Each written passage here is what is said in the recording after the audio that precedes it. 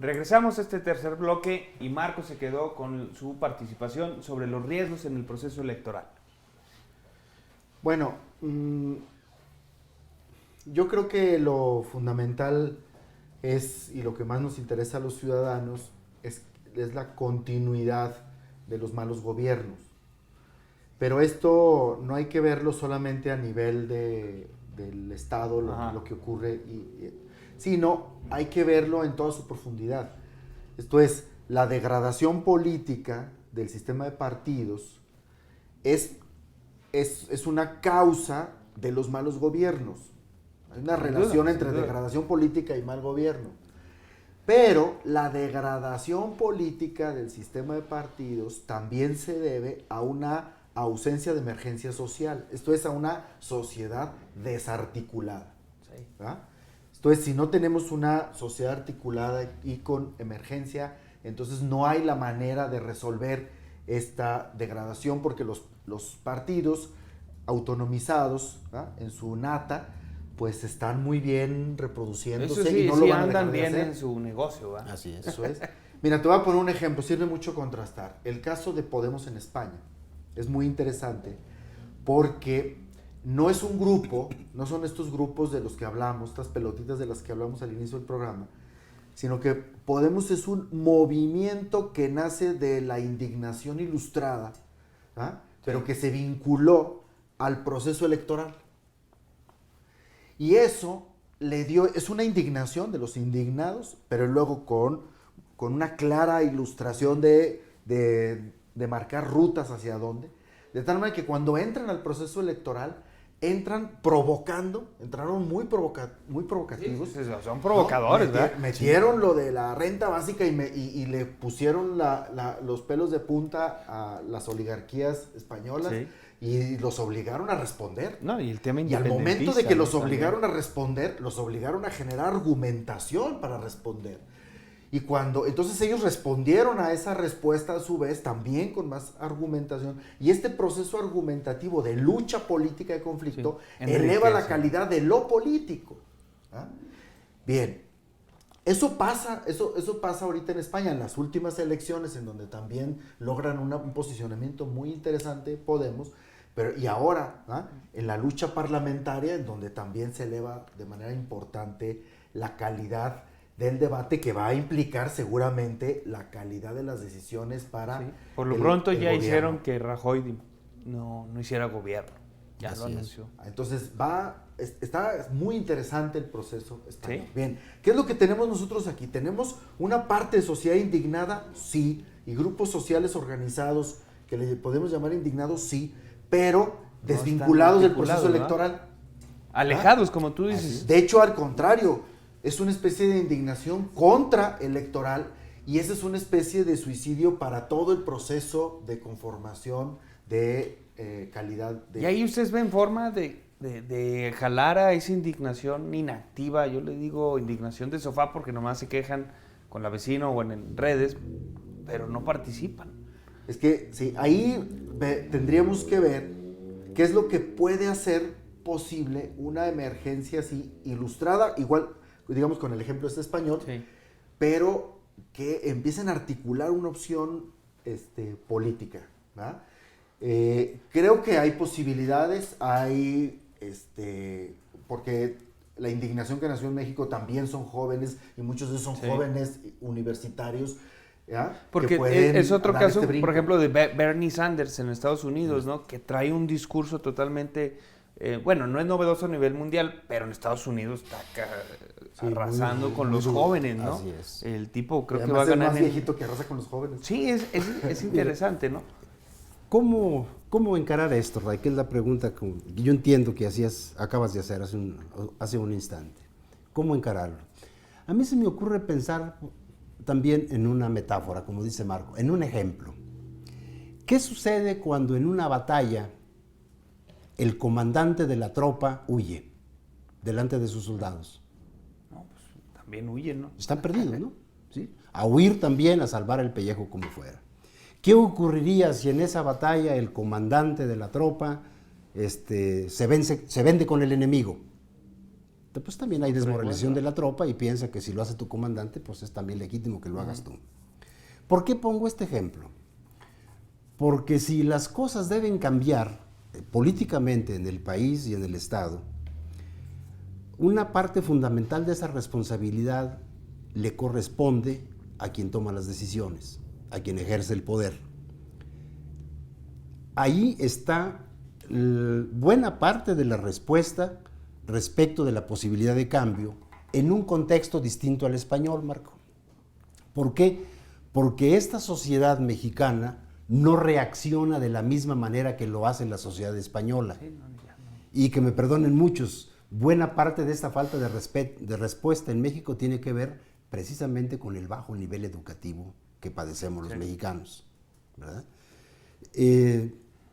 No es tampoco despreciable el hecho de que alrededor de este tema fundamental hay muchos discursos, hay mucha demagogia, pero hay escasa respuesta.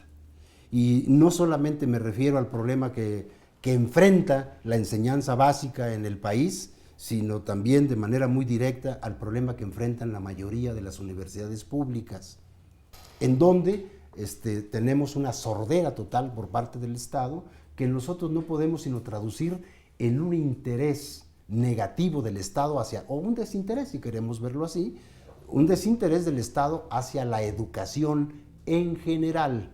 ¿Por qué? Porque pareciera ser entonces que al Estado le interesa dirigir una sociedad desinformada e ignorante, puesto que el ignorante es capaz de tomar sus propias decisiones y de pensar con su propia cabeza. Escenarios como España. Eso es un riesgo grave para un gobierno que carece de respuestas frente a los problemas nacionales.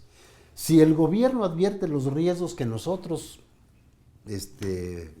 queremos ver en el país, es decir, la continua degradación de la calidad de la vida pública, la continua degradación de la comunicación entre el Estado y la sociedad, la alimentación del clima de conflicto social creciente en el que vivimos, porque nuestra crisis no solamente es económica, nuestra crisis es de calidad de vida.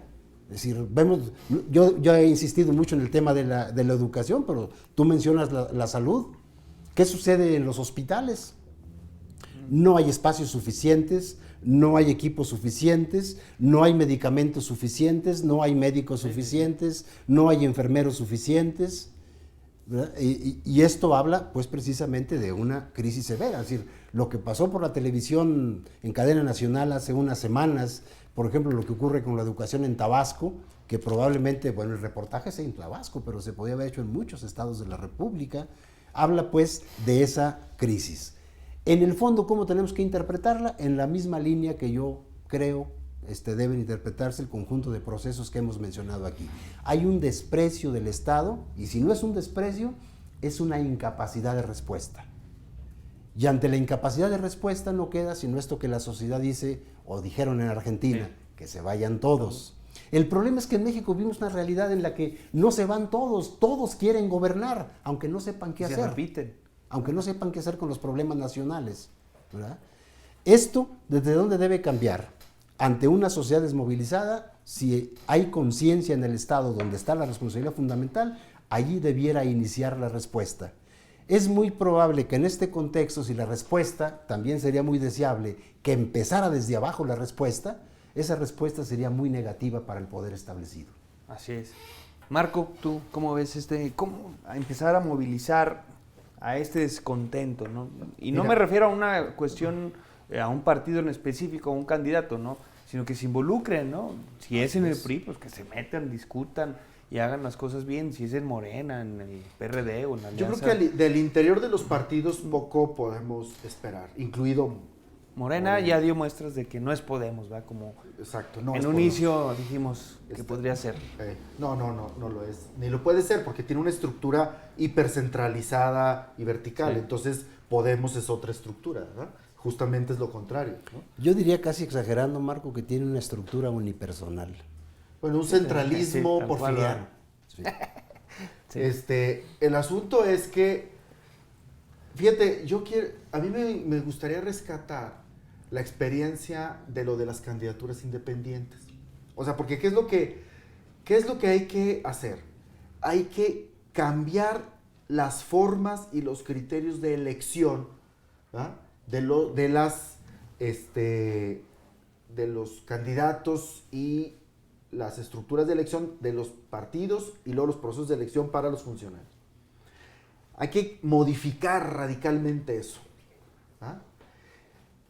¿Quién va a proponer eso? ¿Ah? Por ejemplo, lo que decíamos hace rato, que si alguien quiere participar en un proceso electoral debe de llegar con su proyecto y decir, yo quiero gobernar para hacer esto. Sí, porque... Entonces ya generas un criterio de debate. Hay quien va a decir, yo no estoy de acuerdo con eso. Por ejemplo, yo no estoy de acuerdo con privatizar el agua. Entonces propongo otra propuesta sobre gestión del agua. ¿Ah? Y empieza el debate ya no en función de personas, sino en función de propuestas. Bien. Pero ¿quién va a hacer eso? El que puede hacer las propuestas para que haya reformas políticas que cambien estos criterios y estructuras de elección debe ser un polo ciudadano que lo haga. Ahí rescato lo de las candidaturas independientes porque los partidos de hecho estuvieron bloqueando lo de las candidaturas independientes y la propia autoridad, ¿verdad? Lo estuvo en tiempos de Leticia Soto. Exacto, con Leticia Soto. Con una paradoja muy grande ahí porque la señora Soto se opuso de manera tajante, recordemos que llegó a calificar de inconstitucional las candidaturas independientes, pero luego hizo turismo electoral en todo el país, difundiendo las candidaturas independientes como si hubieran sido un logro del Instituto Electoral del Estado de Zacatecas, y fue cosa que no fue. Entonces, ¿qué es lo que quiero decir? Si se forma un polo ciudadano que esté promoviendo y gestionando cambios en las formas y en los procesos de elección, es muy probable que de lograrse estas modificaciones tienda a mejorar la calidad de la democracia. Al interior de los partidos es muy complicado y es lo que pasó. Yo por eso rescato lo de candidaturas independientes porque fue un polo ciudadano el que estuvo empujando y amparado con ya ventajas al interior de la ley, por ejemplo la modificación del artículo 1 constitucional en torno a derechos humanos, ¿no? Fue clave en la argumentación jurídica para ganar la pelea, ¿verdad? Bueno, ya hay avances jurídicos que te permiten ganar la pelea, ¿verdad? sobre estas modificaciones en la estructura de elección que requerimos hacer. Entonces, creo que el camino debe ser ese, ¿no? Hacer el llamado a conformar todo un polo ciudadano con una agenda muy precisa de los cambios que hay que provocar en la estructura política de los partidos políticos al interior de los partidos. Empezar a presionar desde ahí a los y la manera de generar los procesos electorales, ¿no? Hacer procesos electorales orientados a política pública. Si logramos hacer esa agenda, ¿verdad? de que todos los procesos electorales están orientados a política pública, estaremos ya en otro escenario muy diferente. Bien. Ahora, mi última pregunta, porque tenemos un minuto, es, ¿la universidad creen que tenga algún papel fundamental en las elecciones? Claro que sí. Bueno, yo pienso que la universidad en cuanto tal, como universidad, no puede ni debe participar en el proceso electoral. Reconociendo su propia crisis, yo creo que las autoridades universitarias y los sindicatos, aunque da la impresión de que solamente uno de los sindicatos piensa que hay un problema serio en la universidad, deberían hablar con todos los aspirantes a la gubernatura, con todos los candidatos y sacarles un compromiso. Por lo menos el compromiso de que digan públicamente qué papel le asignan a la Universidad Autónoma de Zacatecas, qué piensan de la calidad formativa que imparte en este momento la Universidad Autónoma de Zacatecas y en qué medida están dispuestos a responderle a las necesidades que tiene la universidad. Coincidiendo con el maestro, deben definir temas muy concretos sobre financiamiento de la educación superior en Zacatecas. Ese es un asunto importante. Y sobre qué relación va a tener el gobierno con la universidad. Pero también la universidad tiene el deber de organizar el debate. Pues muchas gracias por su participación, por sus comentarios. Y a ustedes que nos siguen en nuestro canal de YouTube, nos vemos en la próxima entrega. Mi nombre es Raimundo Cárdenas Vargas. Hasta luego.